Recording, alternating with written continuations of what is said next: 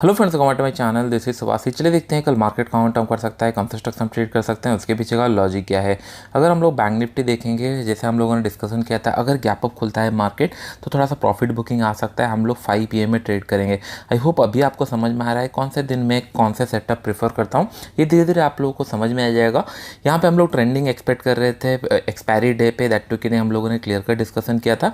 Market same direction में close होगा, reversal नहीं आएगा ज़्यादा, तो हम लोग बाई कर सकते हैं और 5 PM को अवॉइड कर सकते हैं। लेकिन नेक्स्ट डे मैंने आपको ये बताया था कि नहीं, अगर ये गैप अप खुलता है it will be best condition for 5 PM में, क्योंकि पॉजिटिव सेंटीमेंट में मतलब क्लोज हुआ है। अगर सेम फेवर में गैप अप खुलता है तो बहुत सारे लोग अपना प्रॉफिट बुकिंग करना पसंद करते हैं, और वहाँ से अगर कोई भी नेगेटिव कैंडल बनता है तो फिर सेलिंग के लिए आ सकता है। बैंक निफ्टी नो डाउट थोड़ा सा वॉलेटाइल था, अगर आप लोग देखोगे मॉर्निंग आवर में वॉलेटाइल था। उसके बाद ये नीचे आया क्योंकि निफ्टी कंटिन्यूसली नीचे आ रहा है। जैसे मैं आपको बता रहा हूँ, सेलिंग के लिए निफ्टी थोड़ा सा बहुत अच्छा प्रेफरेबल दिख रहा है, बैंक निफ्टी थोड़ा सा स्ट्रांगली बिहेव कर रहा है, बाइंग के साइड कंटिन्यूसली जा रहा है। और एक पॉइंट मैंने आपको बताया था, जब भी लास्ट आवर में बाइंग हैपनिंग हो रहा है दैट मीन्स कहीं ना कहीं मार्केट के अंदर बायर्स है, तो हम लोगों को लास्ट स्विंग हमेशा ध्यान में रखना पड़ेगा। यहाँ पे 43,780 800 के आसपास, इसके ऊपर जब तक एक 15 मिनट का कैंडल क्लोज नहीं करता तब तक हम लोग को बाई नहीं करना है। इमेजिन करो मार्केट थोड़ा सा फ्लैट खुला या नेगेटिव खुलने का, अगर ये ऐसे क्रॉस कर रहा है तब हम लोग इसको बाई करेंगे। अगर बहुत बड़ा गैप अप खुल गया तो मैं आपको रिकमेंड नहीं करूँगा ट्रेड करने के लिए। द रीज़न क्योंकि यहाँ पे एक सेलिंग प्रेशर है। 43,900 फिर 44,000 आ जाएगा, हो सकता है कि नहीं प्लस माइनस 100 रुपीज़ के आसपास वहाँ से फिर से सेलिंग का प्रेशर या फिर एक रेजिस्टेंस देखने के लिए मिले, तो एक अच्छा हम लोग को रिस्क टू रिवॉर्ड नहीं मिलेगा। हम लोग को रिस्क टू रिवॉर्ड मिल सकता है अगर ये फ्लैट खुलने के बाद 750 700 मतलब 780 ये सारे लेवल अगर क्रॉस कर रहा है, तभी हम लोगों को एक अच्छा रिस्क टू रिवॉर्ड मिल सकता है, क्योंकि हमको एक स्विंग नीचे मिल जाएगा, स्टॉप लॉस मिल जाएगा, फिर हम लोग टारगेट के लिए प्लान कर सकते हैं। डायरेक्टली अगर गैप अप खुला तो इन बिटवीन खुल जाएगा, और 50-100 रुपये के बाद एक राउंड लेवल है 44,000, तो वहाँ पे हम लोग रिस्क नहीं लेंगे बाइंग के लिए। लेकिन एक पॉइंट ध्यान में रखो, एनीथिंग बिलो 43,550 इसी रेंज के आसपास अगर खुल गया तो it can be A selling pressure, और ये कंटिन्यू नीचे की तरफ जा सकता है। होप पे पॉइंट आपको समझ में आ रहा होगा। 43,550 या 500 इसी लेवल के आसपास अगर कहीं पे मार्केट ओपन होता है तो यहाँ पे हम लोग सेलिंग के लिए प्लान कर सकते हैं। एक कैंडल बस 43,500 के नीचे क्लोज होने दीजिए, फिर हम लोग इसको प्लान करेंगे 70-80 रुपीज़ स्टॉप लॉस डाल के। ज़्यादा चांसेस रहता है 43,400 में थोड़ा सा वेट करके ब्रेकडाउन होना चाहिए होगा। अगर यहाँ पे वेट करके फिर ऊपर की तरफ आ गया तो एक एसएल जाने देना और वेट करना, और रिवर्स मत प्लान करना। 43,780 के ऊपर ही हम लोग प्लान करेंगे। ये एरिया वॉलेटिलिटी के लिए हम लोग छोड़ देंगे, क्योंकि जनरली क्या होता है जहाँ से बाइंग हैपनिंग हुआ है उसी लेवल के आसपास थोड़ा सा वेट करेगा, अगर सेलिंग प्रेशर होगा तो फिर ये कंटिन्यू जा सकता है। तो इसी सेगमेंट में हम लोग प्लान करेंगे। इस तरीके का प्राइस फॉर्मेशन हुआ तभी हम लोग प्लान करेंगे।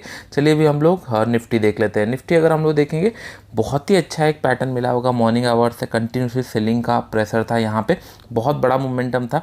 गैप अप खुला, उसके बाद कंटिन्यू सेलिंग आई, लास्ट आवर में बाइंग का प्रेशर आया, लेकिन सेम डे का ऑलमोस्ट 10% या 20% ही कवर किया है। दैट मीन्स इतना अच्छा भी बाइंग यहाँ पे दिख नहीं रहा है। हो सकता है कि नहीं एक स्विंग हो और फिर ये कंटिन्यू करे, तो हम लोग सेलिंग के लिए थोड़ा प्लान करेंगे। बाइंग के लिए हम लोगों का रहेगा लास्ट स्विंग के ऊपर 18,575 के ऊपर एक कैंडल क्लोज करेगा, तभी हम लोग का बाइंग स्पॉट होगा।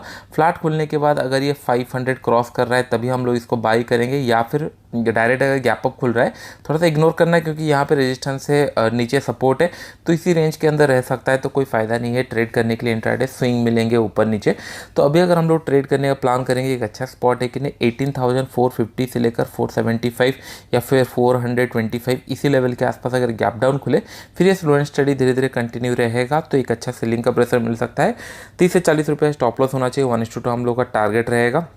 अगर ये नीचे की तरफ जा रहा है तो हम लोग थोड़ा सा बैंक निफ्टी ज़्यादा प्रेफर करना, क्योंकि निफ्टी ऑलरेडी ये सेलिंग प्रेशर में आ चुका है, तो बैंक निफ्टी में एक अच्छा मोमेंटम इसके अंदर आ सकता है, तो हम लोग बैंक निफ्टी प्लान कर सकते हैं। निफ्टी थोड़ा सा अगर आप लोग देखोगे टॉप से एक अच्छा सेलिंग का प्रेशर निफ्टी के अंदर आ चुका है, वैसे बैंक निफ्टी में इतना ज़्यादा करेक्शन आया नहीं है। मैं इतना करेक्शन एक्सपेक्ट कर रहा था बैंक निफ्टी से भी, लेकिन ये मोमेंटम आया नहीं है, और एक्जैक्टली स्विंग के आसपास ये अभी वेट कर रहा है। अगर यहाँ पे 1-2 दिन वेट करता है तो एक अच्छा बाइंग का मोमेंटम आ सकता है, लेकिन अगर ये नीचे की तरफ क्रॉस करता है तो शार्प सेलिंग का भी चांसेस है, तो इसके अंदर हम लोग सेलिंग के लिए पोजीशन बनाएंगे। Let it hit the SL, अगर एसएल हिट करता है तो हम लोग वेट करेंगे बाइंग के लिए अच्छे लेवल के लिए। अगर हम लोग बैंक निफ्टी देखेंगे, आप देख रहे हो कंटिन्यूसली एक अच्छा ब्रेकआउट भी दिया है, ये रेंज का ब्रेकआउट भी दिया है। ब्रेकआउट देने के बाद थोड़ा सा पॉज ले रहा है, अगर ये कंटिन्यू जाएगा तो 44,000 हम लोग का लॉजिकल टारगेट हो जाएगा। लेकिन इसको स्ट्रेंथ तभी मिलेगा जब ये फ्लैट खुलेगा। अगर इमेजिन करो 200-300 पॉइंट अगर नीचे गैप डाउन खुल गया इस तरीके का, तो इसके अंदर स्ट्रेंथ नहीं रहेगा और फिर नीचे की तरफ आ सकता है शार्पली, और ये फिर ब्रेकआउट फेलियर हो सकता है। और जब भी ब्रेकआउट फेल होता है एक शार्प मोमेंटम रहता है। तो कल का दिन इंपॉर्टेंट रहेगा कि नहीं मार्केट कहाँ गैप अप खुल रहा है, गैप डाउन खुल रहा है। अगर 200-250 पॉइंट इस तरीके का गैप डाउन खुला तो इट्स ए वार्निंग साइन कि नहीं थोड़ा सा सेलिंग प्रेशर हम लोग को मिल सकता है, हम लोग प्लान कर सकते हैं। चलिए अभी हम लोग स्टॉक देख लेते हैं। पहला स्टॉक है आईटीसी। अगर आप लोग देखोगे एक अच्छे लेवल पे ट्रेड कर रहा है, यहाँ पे आपको दिख रहा होगा 340 के ऊपर सस्टेन कर रहा है। एक दिन पॉजिटिव बना है, एक दिन नेगेटिव बना है, फिर से पॉजिटिव बना है। दैट मीन्स कहीं ना कहीं इसको जाना है, एक ही रेंज के अंदर ऊपर नीचे हो रहे हैं। 341.50 या 42 इसी लेवल के आसपास हम लोग बाइंग कर सकते हैं। और हम लोग का स्टॉप लॉस 1 से 2 रुपये का होना चाहिए, 1:2 हम लोग का टारगेट रहेगा। नेक्स्ट स्टॉक है इन्फी। अगर देखेंगे होल आईटी सेक्टर बहुत ही ज़्यादा सेलिंग प्रेशर में आया था, अगर ये फिर ये स्विंग होल्ड नहीं करता है तो आपको एक बहुत अच्छा गैप दिख रहा है, तो आने वाले टाइम में ये टारगेट भी आ सकता है।